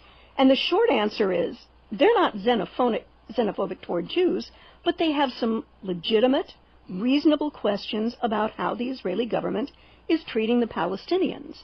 And what Netanyahu seems to want to do every darn time is change the subject. Well, of course they want to change the subject because, you know, Israel doesn't really have any justifications for what it's doing, whether it's dispossession of the Palestinians, invading Lebanon, invading Syria, invading Egypt. It's always, oh, we're victims, we're surrounded by enemies, we must strike first, which of course is the same excuse that Hitler used to invade Poland and take the world into World War II. But we all know that's what is going on with Netanyahu and Israel. Israel is the cause of all the upset in the Middle East, and for a very, very simple fundamental reason. Israel's always going out there demanding that everybody recognize the right of the Jewish state to exist. But Israel will not grant that right to the other nations around that. Right. Palestine has been saying all along, Palestine will recognize Israel's right to exist 1 second after Israel recognizes Palestine's right to exist. But Israel won't do that. That is the hypocrisy on which the last 60-odd years of bloodshed is resting, that Israel demands for itself what it will not grant to anybody else. And the reality is, Israel doesn't want peace. It wants territory, and by any means necessary. Snip a little of this off, dispossess Palestinians, dispossess some Bedouins, call it a military practice. That's their idea of Mideast peace. I want a piece of that one, I want a piece of that one, I want a piece of that one. Oh, yeah. But the other reality is that because Israel's ability to manage its own population rests on the propaganda of perpetual victimhood and war. And fear. And fear. Yeah. Peace would be a disaster for the current Israeli government because the Israeli people would say, okay, we're not under dire threat of extermination. Is this government really running the nation for the benefit of the Israeli people? And the answer is no. They've been having major protests in Tel Aviv. They even set up a guillotine in Tel Aviv a couple of months back. So the Israeli people are no more happy with the government of Israel than the people of Iran or the people of the United States of America. Absolutely. I'd like to go on to a new segment that I would like to introduce in our Friday program. Okay, well, we've got to take a break for commercials, okay. And then we can introduce after these words from our sponsors. Aloha, America. Welcome back to the show, and insert drum roll here. Yes, I thought it would be fitting on these Friday shows to have a new segment, and this is what I call the Corporate Wedgie Monger of the Week. And you know who you are out there. Who is our debut nominee? Our debut nominee today is the corporation United Healthcare in Connecticut. They have just sent pink slips to over 1,000 doctors who were treating Medicare recipients on a silver program, Medicare Advantage program that they offer. And now, there is nothing a big corporation does where the timing isn't very valuable here. And one thing I see is that open enrollment for Medicare starts next Tuesday, and it's still not clear at this time as to which doctors are still in the United Network. And so, okay, if these Medicare patients were to receive care under Obamacare, which starts its rollout next Tuesday, why have these physicians axed? Is it possible that United Healthcare is looking to make it more difficult for patients to see their doctors and perhaps dying because immediate care was not available? I mean, Michael, this is the only thing I can think of. If they say to you, well, you can see your primary care physician in 4 months, and they can't wait 4 months. That may be difficult because apparently one of the rule changes under Obamacare is that hospital admission is only possible with the consent of your primary care giver. And if he can't see you or she can't see you, that's right. So you're paying more and more money for more expensive insurance with sky-high deductibles, and they're literally putting roadblocks in the way of actually getting medical care, because the goal of this is to maximize profits to the health insurance companies and to the health care companies, on which they will pay taxes to a government desperate for more money to support more borrowing. So I frankly think that there is no other logical decision for this corporate decision. And it is painfully apparent to me, Mike, that United Healthcare has just become United Healthcare Death Panel, wanting to reduce or completely eliminate providing health care to older retired Americans because it's quote-unquote too costly, and work exclusively with a younger, healthier demographic. Well, you know, when you have your health care decisions being decided by money junkies, it makes perfect sense. Why spend thousands of dollars, you know, healing this old retired person because they're not going to put anything back into the economy? They're not working any longer. We're going to spend all the attention on these young people that we can look forward to, you know, a working life of 40, 50 years that we will make taxes on. And the older people in the Medicare system are just expendable. Well, if they're loyal Americans, they ought to just go off and die and stop being a burden on the system here. I mean, that's the philosophy. You know, it's starting to look like Logan's Run a lot around here. Yeah, definitely. Definitely. What's next on your list? Next on the agenda is Committee to Protect Journalists issues scathing report on the Obama administration. And it's a new report which has been released by a very respected Committee to Protect Journalists on its first ever press freedoms report in the U.S. underscores just how extreme the threat is to press freedom posed by this administration. Well, I think some people were observing that Obama is as paranoid about press leaks as Nixon was. Maybe more. For some very, very good reasons. Yeah, yeah. And we're seeing not only attacks on the independent media, but clearly there are attacks on the corporate media. This idea of the Department of Justice spying on reporters en masse to discourage whistleblowing, very, very clearly. And all I can say to the corporate media is, welcome to our world. Yep. You know, we've been warning you for 20 years this was coming. You didn't want to listen. No, you didn't. You know, come over for tea someday. We have a lot to talk about. We certainly do. Too busy reporting on, you know, the actor who died of a drug overdose, and what a terrible impact it was on his TV show. Yeah. All right. And the only thing I can draw from this, courtesy of the last two administrations, this country has moved from the land of the free and the home of the brave to the land of the surveilled and the home of the cowed. And, you know, it's really nasty that we have at least another 3 years to have to deal with this. You're being an optimist. Right. This isn't going to hold together much longer. I'd like to insert a comment here because Fox News did just air some coverage of the Million Veteran March that's coming into Washington, D.C., with all these veterans who are very angry over the closing of the memorials, the severing of payments. It's a huge crowd there in D.C., and unfortunately makes it a very ripe target for a false flag or agent provocateurs. Oh, yeah. So if you are listening to my broadcast and you're one of these truckers or one of these bikers. veterans or the bikers or the banner hangers, peaceful, peaceful, peaceful, peaceful, be on guard for somebody with their, you know, that smelly guy with a stick of dynamite. He works for the FBI. Right, absolutely. Throw him off the overpass. Keep it right in front of a truck. And keep it safe. Yes. Amen. I would like to move to another story that really caught my attention. An Illinois woman had to have reconstructive surgery after a cop slammed her face into a concrete I saw bench. that video. There was no reason for that officer Holy to do that. Hieronymus Bosch. She's walking back into the cell. She's standing in the door, and the cop just two arms shoved her. 110 pounds, she flew across the cell, and she landed with her cheekbone against the edge of this bench that was cast into the concrete of the cell. Right. And within minutes, blood was pooling from her head as she lay on the floor. Now, apparently, this is how Chicago's police like to interpret to protect and serve. So please forgive me if I stay away from the city as though it were kryptonite. But unfortunately, this incident is simply a symptom of the growing militarization of U.S. police all across this country, and whose members believe that they collectively have the right to do whatever they please to do to any citizen, no matter what the laws are. And of course, this brings up the Israelification of military training in this country. Well, that's part of it. Yeah. The overuse by police officers of SSRIs that was documented in Florida is another part of it.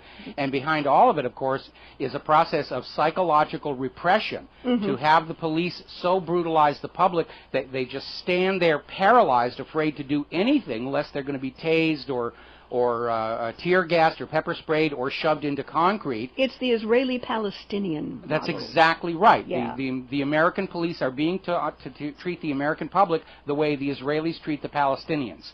And what a wonderful, rousing success that has been to date. Yes. I would also like to take a little pivot here to another story that caught my attention. Apparently, John Kerry is in Afghanistan to push to keep U.S. troops in the country after 2014. Please. Ooh, big surprise, that one. We have been telling you all along that all of this, and you remember when Obama was first campaigning in 2008 and he said, you can take it to the bank. As soon as I'm president, I will end these wars and bring our kids home. Yes. Oh, my stars and garters, you mean the president lied to us? He can't do it. He's the president. He's black. He's wonderful. He wouldn't lie to American people. But apparently this week, yes, Karzai said that he was prepared to walk away from the bilateral security agreement talks if Afghanistan was not happy with its conditions. Well, how lucky for Obama that Karzai only has another 6 months in office and then another U.S. lackey gets elected to that position. Well, maybe, maybe not. American officials say that they're ready to suspend negotiations absent a breakthrough in the coming weeks. And with Hamid, and that there wasn't really much chance of being able to negotiate this with Karzai's successor. Okay, now here's what's really going on there, all joking aside. Yeah. We know that Russia has already informed the United States through secretaries of state Hillary Clinton and John Kerry. Right. That when the U.S. goes into Iran, Russia will pour in weapons and material and supplies on the other side, turn it into a new Vietnam, and grind the United States down in a war of attrition, which Russia has the resources to do and the U.S. does not. More about this when we come back from these commercials. Right. Aloha America, welcome back to the show. We're talking about Afghanistan, and what's really going on here, again, is that Russia has already informed the United States of America that when the United States invades Iran, Russia will support Iran with supplies, weapons, munitions, everything they need to turn Iran into a brand new Vietnam and grind the United States down in a war of attrition. And Russia has the economic might to do it because they've got a huge trade surplus as opposed to the United States, which has a major trade deficit, is broke, hopelessly in debt.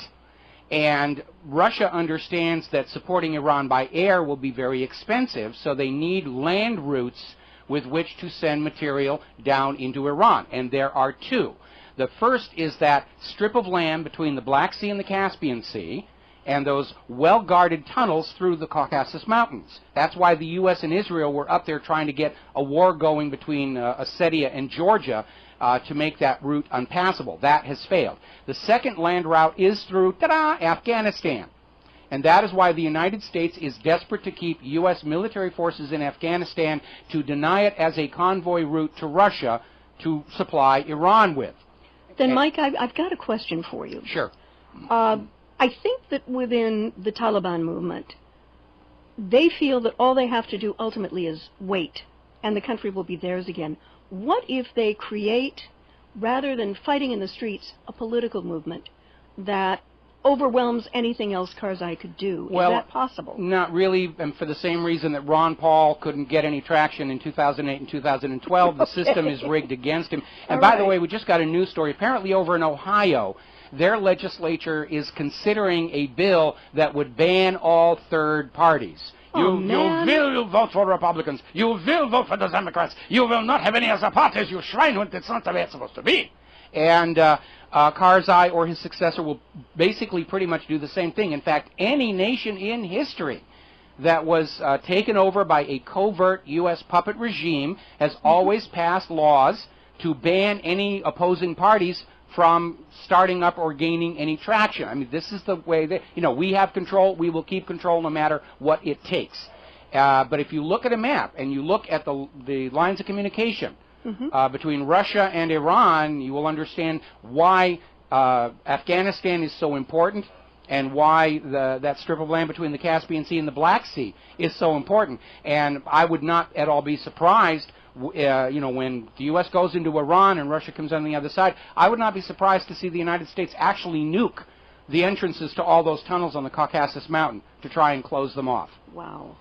And hasn't Russia deployed some military hardware into that area rather recently, I believe? Yes, as a matter of fact, Russia is deploying armed forces around the North Shore of both the Caspian Sea and the Black Sea.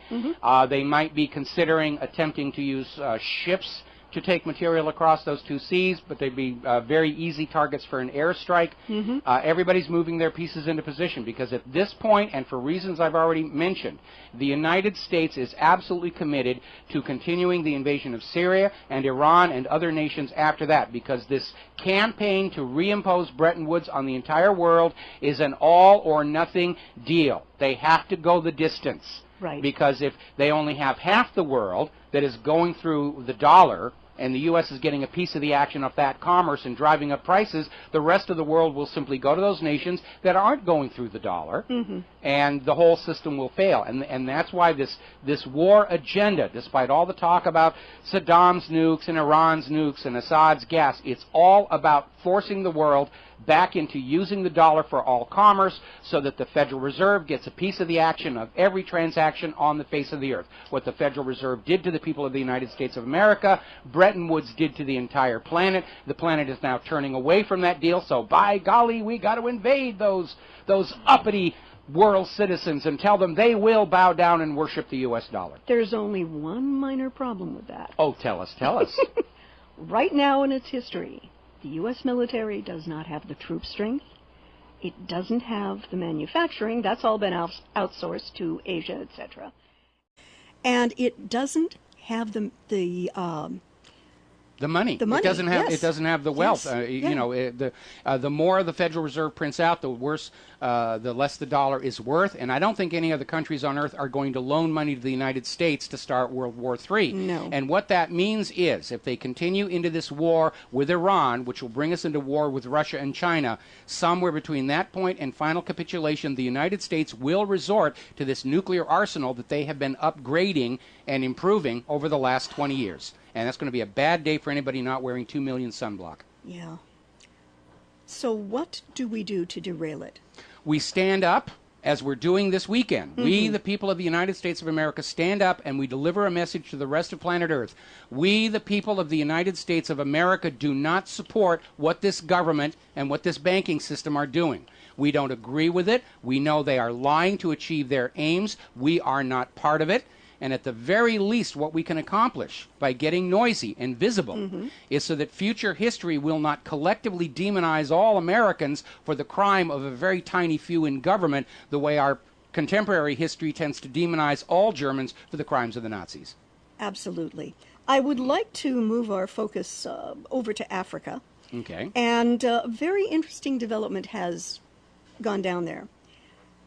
NATO is considering a Libyan security assistance request. The reported abduction of Libya's prime minister early Thursday has exposed the shortcomings in the country's security sector. But NATO and Libya are not able to see eye to eye on creating terms of a 5-month-old request from Libya for assistance aimed at bolstering its defenses. Okay, what's going on here is simple. Libya under Gaddafi was doing great. Their standard of living was up, and then Gaddafi establishes a state central bank and a value-based currency, the gold dinar, and informs the rest of the world that if they want to buy Libya's oil, they have to pay for it with the gold dinar, which means manufactured products and produce will be flowing into Libya in order to buy Libya's oil. Well, that can't be allowed to stand, so the U.S. goes on in.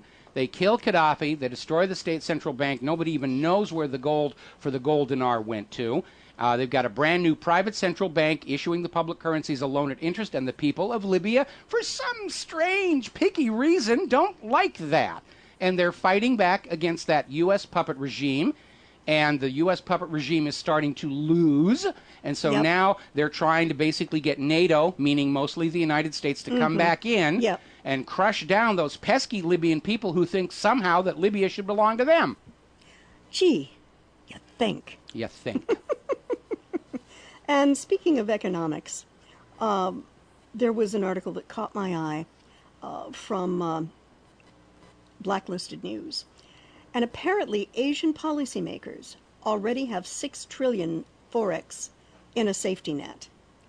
And what they've been doing... Well, it's a safety net under Forex, because they're expecting the value of the dollar to take a major hit imminently, and they need that cushion to cover the losses. And it undermines the claims we're getting from the American corporate media that we just can't allow the dollar to stop being the global currency because it'll wreck the whole world, and that is not true. The rest of the world is already delinking from the dollar and moving away. When the U.S. goes down, it's going to take probably all the global private central banks with it, but the rest of the nations and the people, they're going to be just fine. They know what's coming. And as we've said to our listeners and our readers, please don't panic. Plan for yourselves.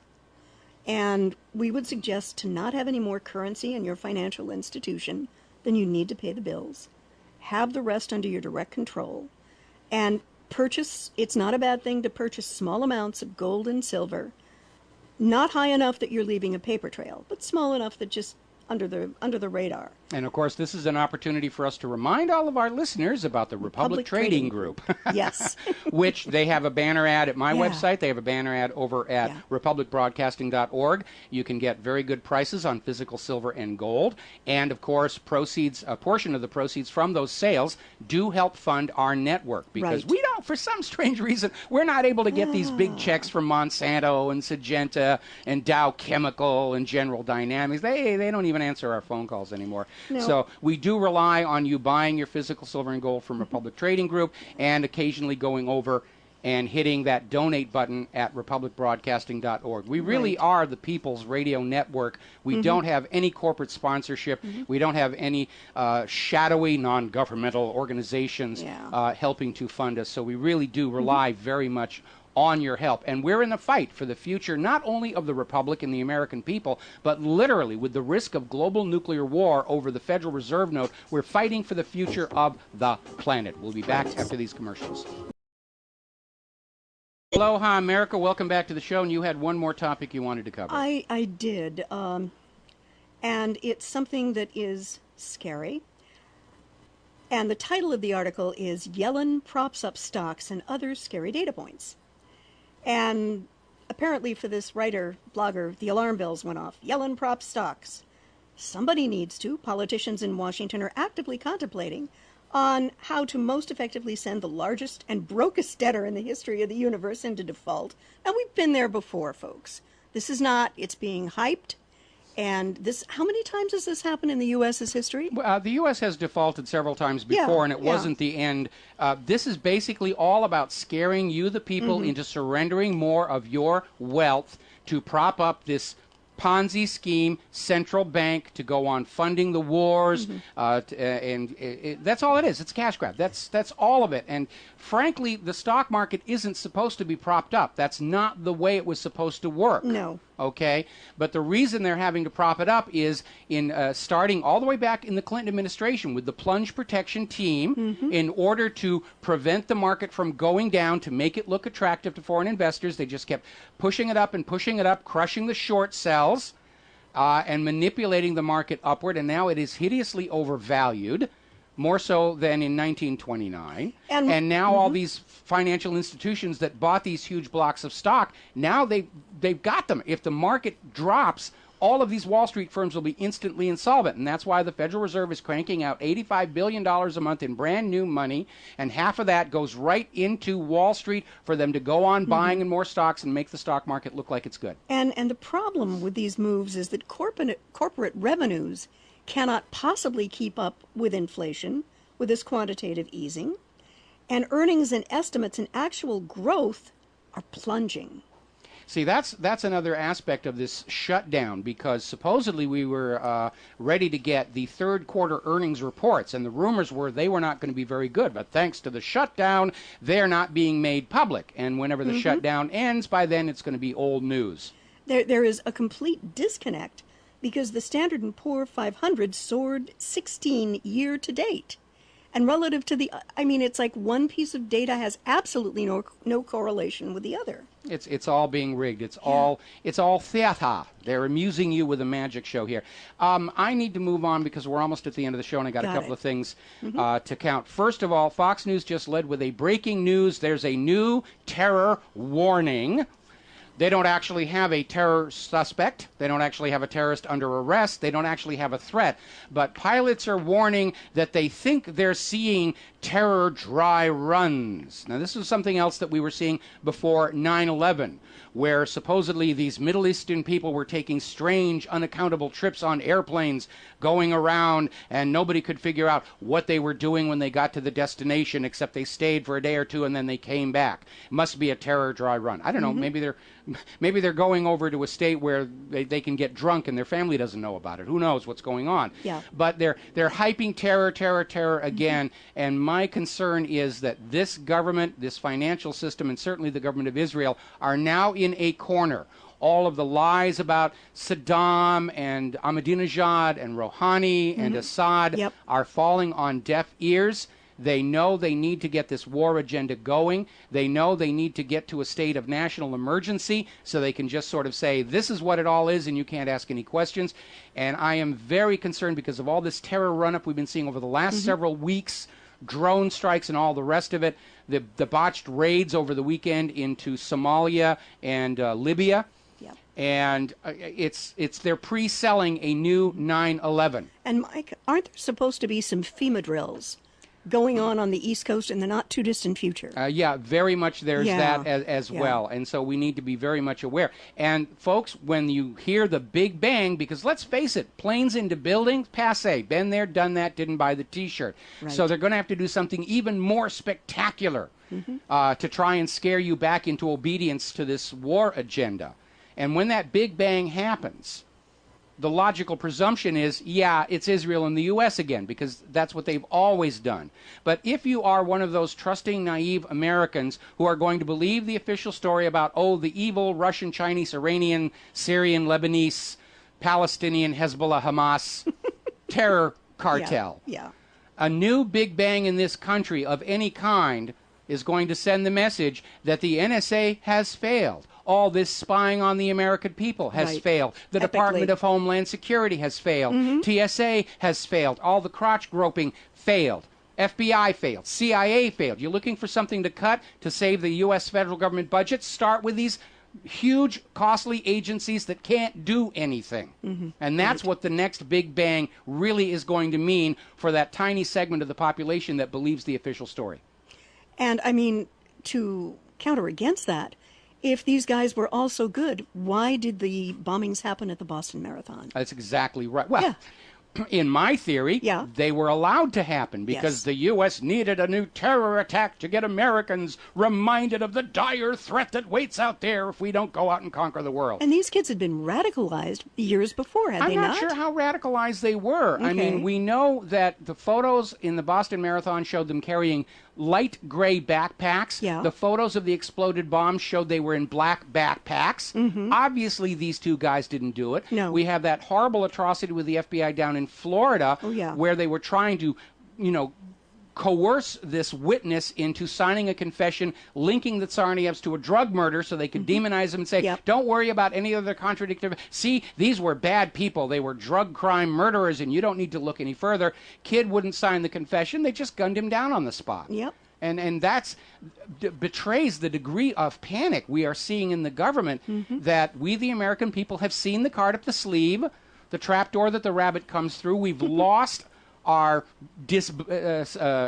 suppression of disbelief, suspension of disbelief, and we're looking for more wires and hooks and mirrors and smoke. And, I think we're getting really close to the end. And the danger is cornered animals are the most dangerous. And I just absolutely know that somewhere between here and the government finally saying, okay, we quit, you can have your country back, they're going to try a new false flag. Remember, we had Rumsfeld on audio tape just a few years ago saying how great it would be if there was a new 9/11 terror attack to remind Americans that they're supposed to be afraid of all the evil Muslims out there. They're planning these things. Operation Northwood.